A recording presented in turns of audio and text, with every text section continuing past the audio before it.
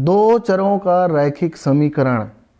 तो दो चरों का रैखिक समीकरण क्या होता है? तो हम देखते हैं कि एक समीकरण लेते हैं x plus y is equal to 2। इसमें x एक चर हुआ, y एक चर हुआ, इस तरीके से इसमें दो चर हैं।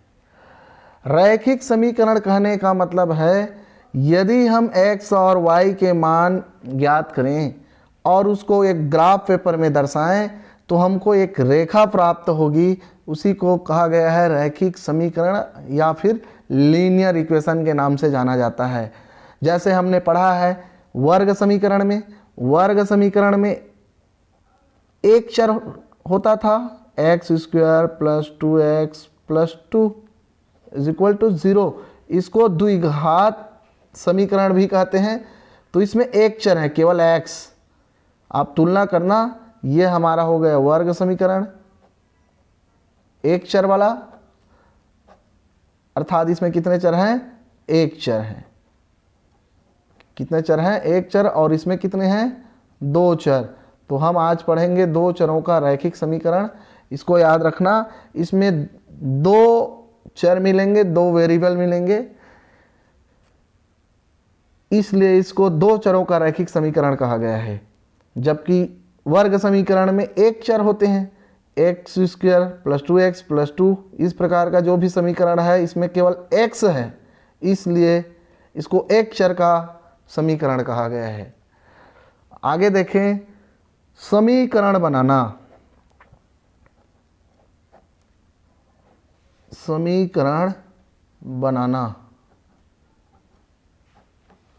समीकरण कैसे बनाएंगे? तो हम सरल उदाहरण लेते हैं कि मानकर चलते हैं कि मेरे बैग में 50 पैसे का सिक्का और 1 रुपया का सिक्का रखा हुआ है और उनमें सिक्कों की संख्या कुल 100 है। एक बार और समझना, मान लो मेरे बैग में 50 पैसे के सिक्के और 1 रुपये के सिक्के रखे हैं, कुल सिक्कों की संख्या 100 है। तो हम क्या कहेंगे?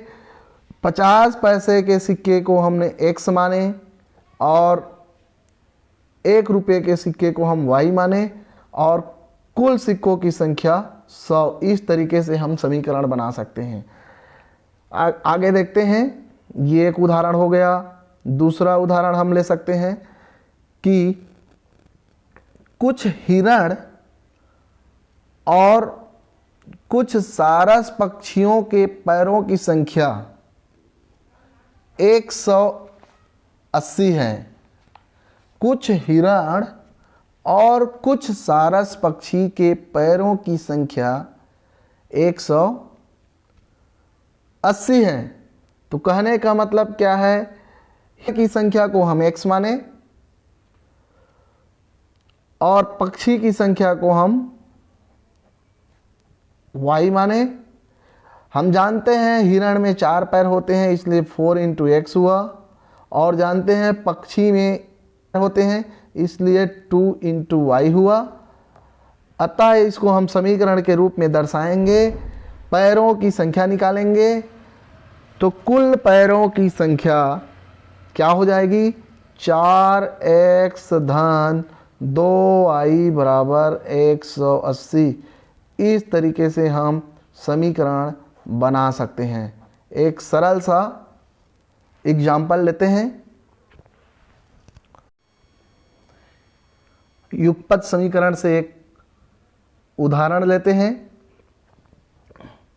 कि एक पिता ने अपने 2 पुत्रों सौरभ और संतोष में 8 रुपया बांटे। तो क्या बताइए कि सौरभ और संतोष को कितने कितने रुपये मिले? एक बार और समझ लो कि एक पिता ने अपने 2 पुत्रों सौरभ और संतोष में 8 रुपये बांटे। तो बताइए कि सौरभ और संतोष को कितने कितने रुपये मिले। तो इसको कैसे हल करेंगे? इस प्रकार के प्रश्नों को बहुत ही सरल उदाहरण है। हम मान कर चलते हैं, माना सौरभ सौरभ को कितने रुपए मिले, तो x रुपये मान लो, और संतोष को y मान लेते हैं, क्योंकि हम दो चरों का रैखिक समीकरण पढ़ रहे हैं, इसलिए इसमें दो चर होंगे। याद रखना, दो चर होंगे, एक को हमने x माना है तो दूसरे को y मानेंगे, दूसरे को x माना है तो पहले को हमको y मानना पड़ेगा, अर्थात दो चर लेने पड़ेंगे। और आगे देखते हैं, तो सौरभ और संतोष को कुल 8 रुपये बांटे, तो x plus y is equal to 8 हो गया। इसको समीकरण 1 ले ले। इस प्रकार से इस एक समीकरण से हम इन प्रश्नों का हल नहीं बता पाएंगे कि दोनों को कितना कितना हमको एक समीकरण मिला, सौरभ को हमने x रुपये दिया, संतोष को हमने y रुपये दिया, कुल कितने रुपये हैं, 8 रुपये, तो x plus y is equal to 8 होगा। कहने का मतलब ये है कि यदि हमने सौरभ को 1 रुपया दिया तो संतोष को कितना मिलेगा, 7 रुपया। सौरभ को यदि हम 2 रुपया दिए तो संतोष को कितना मिलेगा, 6 रुपया। इसी प्रकार यदि सौरभ को हम 3 रुपया दिए तो संतोष को कितना रुपया मिलेगा, 5 रुपया। इसी प्रकार हम सौरभ को 4 रुपया दिए तो संतोष को कितना मिला, 4 रुपये मिलेगा। इसी प्रकार हम सौरभ को 5 रुपया दिए तो संतोष को कितना मिलेगा, 3 रुपया। और यदि सौरभ को 6 रुपया दिए तो संतोष को 2 रुपया मिलेगा, और सौरभ को यदि 7 रुपया दिए तो संतोष को 1 रुपया मिलेगा। इस तरीके से हमको एक टेबल प्राप्त होता है इन आंकड़ों का, और इन आंकड़ों के आधार पर यदि हम ग्राफ बनाना चाहें तो हमको एक रैखिक, सौरभ को 1 रुपया मिला तो संतोष को 7 मिलेगा, सौरभ को 2 मिला तो संतोष को 6 मिलेगा, सौरभ को 3 मिला तो संतोष को 5 रुपये मिलेगा। इसी प्रकार यदि सौरभ को 4 रुपये मिला तो संतोष को 4 रुपये मिलेगा, सौरभ को 5 रुपया मिला तो संतोष को 3 मिलेगा, सौरभ को 6 मिला तो संतोष को 2 रुपये मिलेगा, और सौरभ को 7 रुपया मिला तो संतोष को 1 रुपया मिलेगा। और इनसे हम इन बिंदुओं को मिलाकर हम एक रेखा प्राप्त कर सकते हैं। इन समीकरण से हमको एक रेखा प्राप्त हो रही है, इन समीकरण से हमको एक रेखा प्राप्त हो रही है।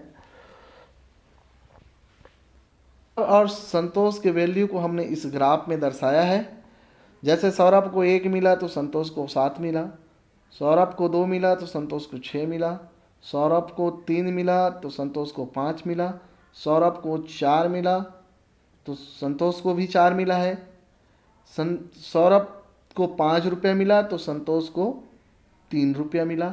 इस तरीके से हमने इसमें लिखा है उन आंकड़ों को, और इसका एक ग्राफ हमने तैयार किया, और इन ग्राफ से जो बिंदु प्राप्त हुई है उन बिंदुओं को मिलाने पर एक सीधी रेखा प्राप्त होती है, जो इस समीकरण का रेखा है। अतः हम कह सकते हैं कि दो चरों से एक रैखिक समीकरण प्राप्त होती है। समीकरण से एक रेखा प्राप्त होती है, से एक, इसलिए इसे रैखिक समीकरण कहा जाता है।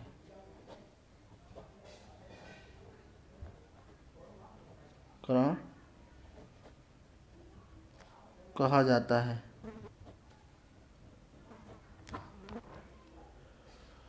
सौरभ और संतोष के आंकड़ों को लेकर हमने एक समीकरण तैयार किया और हमने प्रश्न में देखा है कि हमको दोनों को कितना कितना रुपया मिला।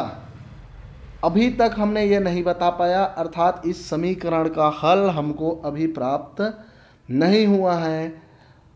हमको केवल आंकड़ा से हमने माना है कि यदि संतोष को 7 रुपया मिला है तो सौरभ को 1 मिलेगा, और सौरभ को यदि 7 रुपया मिला है तो संतोष को 1 रुपया मिलेगा। इस आंकड़ों के आधार पर हमने एक ग्राफ तैयार। यदि सौरभ को संतोष के 3 गुने रुपये दिए हो तो हम उसको लिख सकते हैं x = 3y, अर्थात y संतोष को दिए गए रुपयों की संख्या है, तो सबको दिए हैं। अगर हम ऐसा कहें तो हमको एक नया समीकरण प्राप्त हुआ। मान लो इस समीकरण को हम दूसरा मानते हैं, तब हम आगे देखते हैं और समीकरण का हल प्राप्त कर सकते हैं। x के इस मान को समीकरण 1 में रखने पर, x के मान को समीकरण 1 में रखने पर तो क्या हो जाएगा। समीकरण 1 x + y = 8 है, तो x के जगह हम 3y लिख देते हैं। 3y + y = 8, अर्थात ये हो गया 4y = 8, y = 8/4, अर्थात y = हमको मिल गया समीकरण 1 से x + y = 8, तो x + 2 हो जाएगा। y का मान यहाँ हमने 2 रखा है तो ये 8, तो x = ये हो जाएगा 8 - 2, x = अतः हम कह सकते हैं कि सौरभ को 6 रुपया प्राप्त हुआ और संतोष को 2 रुपया प्राप्त हुआ, अर्थात y = 2 हमको मिला। तो ये संतोष का वैल्यू हो गया, ये सौरभ का वैल्यू हो गया, ये संतोष का वैल्यू हो गया।